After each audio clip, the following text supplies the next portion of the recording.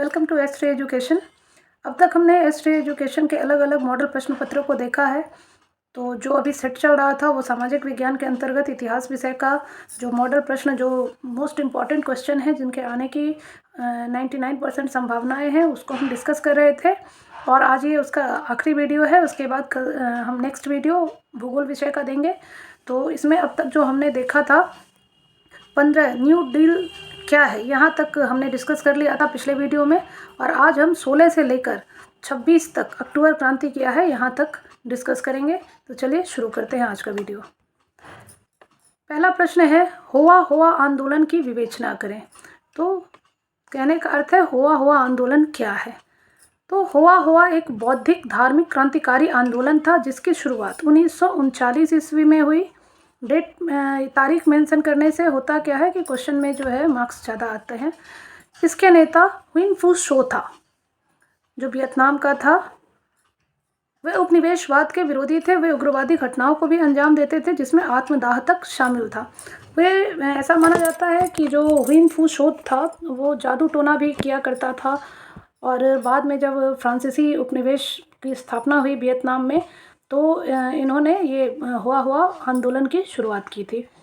अगले प्रश्न की ओर आते हैं, अफ्रीका के कागजी विभाजन से क्या अभिप्राय है। तो सन 1855 ईस्वी में प्रमुख यूरोपीय शक्तियों द्वारा जर्मनी की राजधानी बर्लिन में एक बैठक की गई थी जिसमें यूरोपीय देशों ने अफ्रीका को उसके नक्शे पर ही लकीरें खींचकर आपस में बांट लिया था। और इसे ही अफ्रीका का कागजी विभाजन कहते हैं। यानी कि मैप लेकर मैप पे ही सारे लोग बैठ के और इसका कि ये भाग आपका, ये भाग हमारा, इस तरह से उन्होंने किया था। यही कागजी विभाजन कहलाता है। अगले प्रश्न की ओर आते हैं, अगला प्रश्न है, भूमंडलीकरण किसे कहते हैं।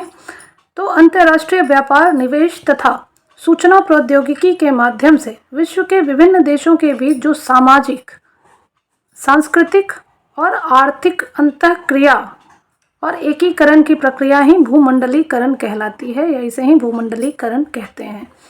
और वैश्वीकरण के कारण क्या हुआ, पूरा विश्व एक समान हो गया और पूरे विश्व में जो आयात निर्यात होते हैं और एक जगह से एक स्थान से दूसरे स्थान पे आने जाने से सामाजिक, सांस्कृतिक और आर्थिक जो है अंतःक्रिया होती है, यही भूमंडलीकरण कहलाता है। पूरा विश्व एक परिवार कहलाता है, यही है भूमंडलीकरण। अगले प्रश्न की ओर आते हैं। अगला प्रश्न है, प्रोटेस्टेंटवाद क्या है। तो मार्टिन लूथर द्वारा चर्च पर पोप के आधिपत्य का विरोध करने के लिए अपनाया गया मार्ग ही प्रोटेस्टेंटवाद कहलाता है। ये ईसाई धर्म की एक शाखा है। प्रोटेस्टेंटवादी कैथोलिक परंपराओं के घोर विरोधी थे और इनकी आस्था बाइबल पर थी। असल में था क्या कि मार्टिन लूथर जो है वो अपने 95 जो आर्टिकल उनकी थी उसके माध्यम से इन्होंने ये कहा कि पोप के द्वारा जो कैथोलिक जो परंपरा और सिद्धांत के नाम पर गलत व्याख्या बाइबल की जा रही है, वो इसके विरोधी थे। और इन्होंने जब छपाई का काम शुरू हो गया, मुद्रणालय की स्थापना हो गई थी, और तब इन्होंने क्या किया था, अपना जो है बाइबल का व्याख्या अपने तरीके से किया और उसी के माध्यम से एक नए आंदोलन की शुरुआत की जिसका नाम क्या था, प्रोटेस्टेंटवाद। और ये क्या हुआ, बाद में आगे चलकर ये ईसाई धर्म का एक शाखा के रूप में प्रसिद्ध हुआ। अगले प्रश्न की ओर आते हैं, यंग इंडिया समाचार पत्र के बारे में बताएं। तो ये प्रश्न है, यंग इंडिया समाचार पत्र के बारे में बताएं। तो यंग इंडिया क्या था, महात्मा गांधी के द्वारा संपादित एक अंग्रेजी साप्ताहिक पत्रिका थी। और इस पत्रिका के माध्यम से गांधी जी अपने जो राष्ट्रवादी विचारधारा थे, जो इनका दर्शन था, उन सबकी अभिव्यक्ति इसी माध्यम से किया करते थे। और ये अंग्रेजी में छपा था साप्ताहिक पत्रिका। अगला प्रश्न है, यूरोपीय इतिहास में घेटों का क्या महत्व है। तो यूरोपीय इतिहास में घेटो शब्द का उपयोग वहाँ बसे यहूदी बस्तियों के लिए किया जाता था, लेकिन वर्तमान समय में ये शब्द विशिष्ट धर्म, जाति या समुदाय वाले लोगों के साथ रहने को इंगित करता है। घेटो, ठीक है, तो यहूदी बस्तियों के लिए किया जाता था। और अभी अगर एक प्रश्न पूछा जाए कि एकमात्र यहूदी देश कौन है, तो अगर आपको जानकारी है तो कमेंट बॉक्स में लिखें। चलिए आते हैं अगले प्रश्न की ओर। अगला प्रश्न है, इंक्विजिशन से आप क्या समझते हैं। तो यूरोप में मुद्रण कला की शुरुआत और पुस्तकों के प्रकाशन से नई राजनीतिक और धार्मिक मान्यताओं का विकास हुआ था। और धर्म विरोधी विचारों के प्रसार को रोकने के लिए रोमन चर्च ने इंक्विजिशन, जिसका मतलब होता है न्यायाधिकरण, इंक्विजिशन का गठन किया। ये एक प्रकार का धार्मिक न्यायालय था। इसका कार्य धर्म विरोधियों की पहचान कर उन्हें दंडित करना था। असल में इसके पीछे एक कहानी है।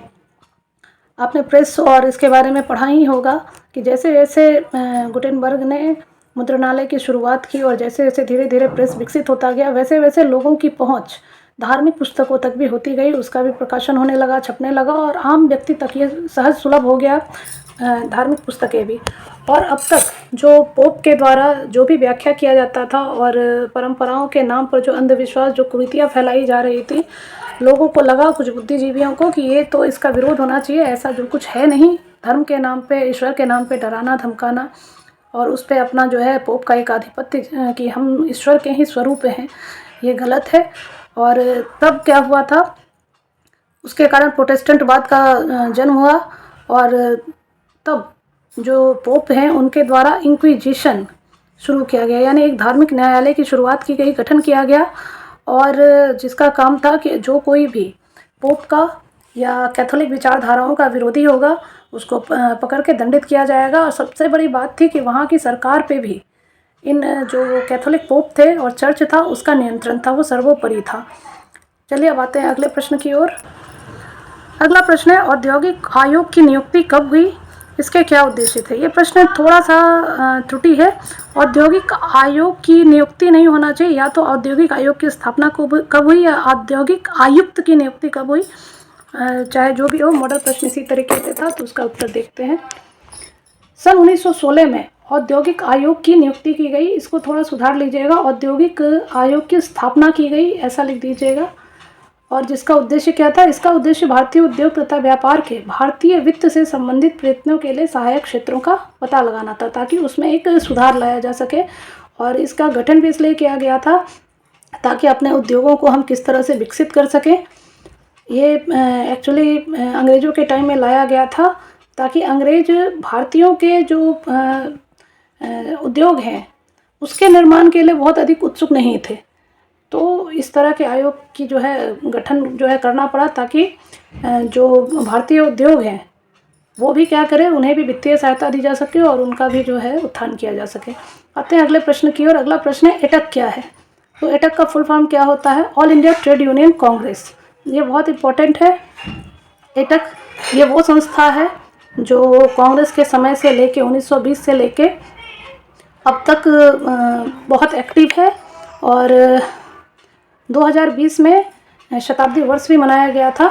तो एटक का full form all India trade union Congress है, जिसकी स्थापना 31 अक्टूबर 1920 को की गई थी। और इसका गठन जो मजदूर और श्रमिक हैं उनको शोषण के विरुद्ध एकजुट करना था, क्योंकि उनके ना काम के घंटे तय किए गए थे और उनकी मजदूरी भी जो है अनियमित थी। तो इन सब चीज़ों के लिए जो है, और कई बार उनकी मृत्यु हो जाने पर मुआवजा आदि का प्रावधान नहीं था, तो इसलिए इनको किया गया था। और लाला लाजपत राय, तिलक जी, एम.एन. रॉय, ये लोग बहुत ही एक्टिव थे, राणा डे, और इन लोगों ने जो है और इसके लिए जो है एक जो अंतर्राष्ट्रीय श्रम संगठन है उन्होंने भी जो है एक उत्प्रेरक का काम किया था और उन्हीं के प्रेरणा से भारत में जो है all India trade union Congress का गठन किया गया था। और ये इसका गठन में जो भारतीय नेता थे, जो बड़े बड़े नेता, उनके जुड़ने का एक बहुत बड़ा कारण था कि इन जो आम व्यक्ति हैं, जो मजदूर और श्रमिक वर्ग है, वो भी जो आज़ादी की लड़ाई है उसमें उनका जो है साथ मिले। अब आते हैं अगले प्रश्न की ओर। हिंद चीन का अर्थ क्या है। तो इसमें हिंद तो लगा है लेकिन हिंदुस्तान से इसका कोई लेना देना नहीं है। तो दक्षिण पूर्व एशिया में लगभग 3 लाख वर्ग किलोमीटर में फैला क्षेत्र, जिसमें 3 देश शामिल हैं, जिनके नाम है वियतनाम, लाओस और कंबोडिया। ये 3 देश मिलकर हिंद चीन बनाते हैं। इन तीनों देशों को सम्मिलित रूप से हिंद चीन कहा जाता था। अब आते हैं अगले प्रश्न की ओर। अक्टूबर क्रांति क्या है। तो 7 नवंबर 1917 को बोल्शेविकों द्वारा केरेंस्की सरकार का तख्ता पलट करके रूस की सत्ता पर अधिकार कर लिया बोल्शेविकों ने, और इस घटना को इतिहास में अक्टूबर क्रांति के नाम से जाना जाता है, क्योंकि उस दिन पुराने कैलेंडर के अनुसार ये 25 अक्टूबर की तारीख थी। तो इसको थोड़ा सा और डिटेल में हम बताना चाहेंगे कि उस समय जो रशिया में जो कैलेंडर था वो कैलेंडर अलग चलता था, जो अदर कैलेंडर्स अभी के हम देखते हैं ग्रेगोरियन, वो कैलेंडर नहीं था, जिसके कारण ये घटना जो उस समय हुई थी तो वहाँ की तारीख के हिसाब से वो 25 अक्टूबर की तारीख थी। लेकिन जो ग्रेगोरियन कैलेंडर अभी का जो हम देखते हैं उसके मुताबिक ये घटना 7 नवंबर 1917 को हुई थी, और जिसके कारण ये घटना अक्टूबर क्रांति के नाम से जाना जाता है, बोल्शेविक क्रांति के नाम से भी जाना जाता है। तो ये था आज का सेशन।